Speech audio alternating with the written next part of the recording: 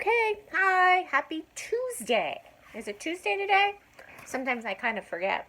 But it has been a little gloomy in Deer Park. But today, just now, I was talking to Aunt Amy, or Charlotte Nevlin, your mom, and she said something about Here Comes the Sun, a song by the Beatles, and then the sun came out. Magic. What do you think? Do you think that's magic? So, let's finish up Pinocchio, and tomorrow we can start reading something else. I can't really remember how far I got, but I think we got to where they were going to Pleasure Island, right? Where Pinocchio was by this loud boy named Lampwick, and they were going to go to Pleasure Island. Now, Jiminy Cricket is his conscience. Remember what a conscience is? It's something that tells you what the right thing to do and what the wrong thing to do is. But he didn't listen to Jiminy Cricket, so let's see what happens to him now. On Pleasure Island, Pinocchio forgot everything the Blue Fairy had told him. He fought with the other boys, smoked corncob pipes, tossed rocks through windows, and yelled and screamed with all his might. Then he followed Lampwick down Tobacco Lane to the pool hall. "This is a great place, Lampwick," said Pinocchio. Doing all kinds of bad stuff there, Pinocchio. But as Pinocchio turned to his friend, he could not believe his eyes. Lampwick had suddenly grown long ears and a tail. Lampwick had turned into a donkey. Pinocchio felt the top of his head and looked down at his behind. He, too, had sprouted donkey's ears and a tail. Now he knew where the coachman got his tired, sad-looking donkeys. Oh, my goodness. What would happen if that happened to you?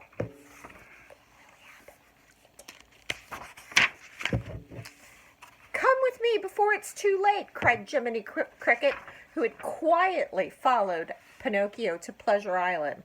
As fast as they could, Pinocchio and Jiminy Cricket ran through the gates of Pleasure Island and jumped off the cliffs into the sea.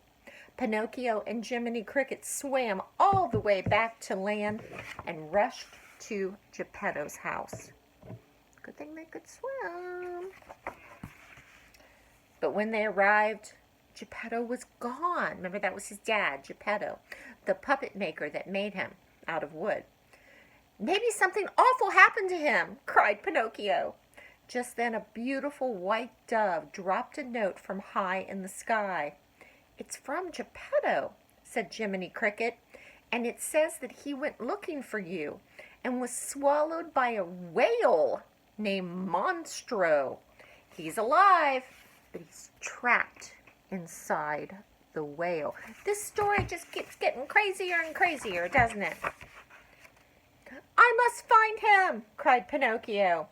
Pinocchio and Jiminy Cricket leapt into the sea to start their search. Soon they spotted Monstro and got as close as they could to the snoring whale. There's Monstro. Suddenly, Monstro opened his eyes and mouth and gulped down a school of fish.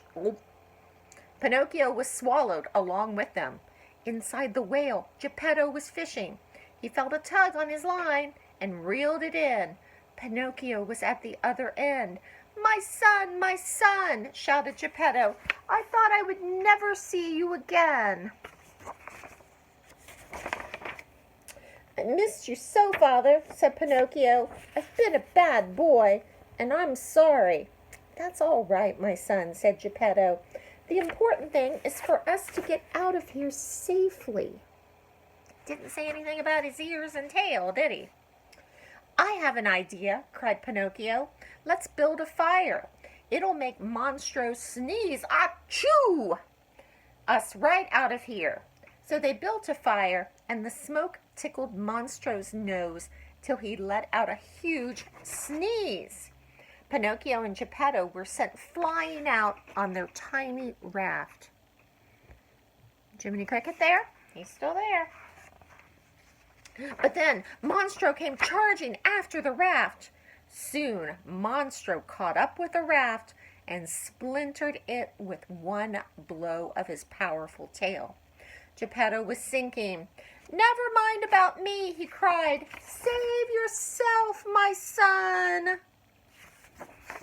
But Pinocchio swam back to Geppetto and helped him stay afloat. Geppetto was washed safely ashore, but Pinocchio did not fare as well. Geppetto found him lying in the water among the rocks, lifeless. People keep calling me. Geppetto took Pinocchio home. As he wept, a soft voice said, "Pinocchio, you've proven yourself brave, truthful, and unselfish. Now you will be a real boy." Pinocchio moved and blinked his eyes. He was alive and no longer wooden. Geppetto danced for joy. Jiminy Cricket was happy too. And Pinocchio, he had sure proof that when you wish upon a star, your dreams come true. So everybody's back home again, and Pinocchio is a real boy, not made out of wood. They didn't tell you the name of this cat, but his name is Figaro. Figaro. So that's part 2 of the story of Pinocchio. Tomorrow is Wednesday, so I will send you something in the mail tomorrow. I like to do that on Wednesdays. So I don't know what it's going to be yet, but it'll be something swell, I'll betcha. And I hope you have a really, really good day for the rest of the day, or a really good sleep if you're listening to me at night.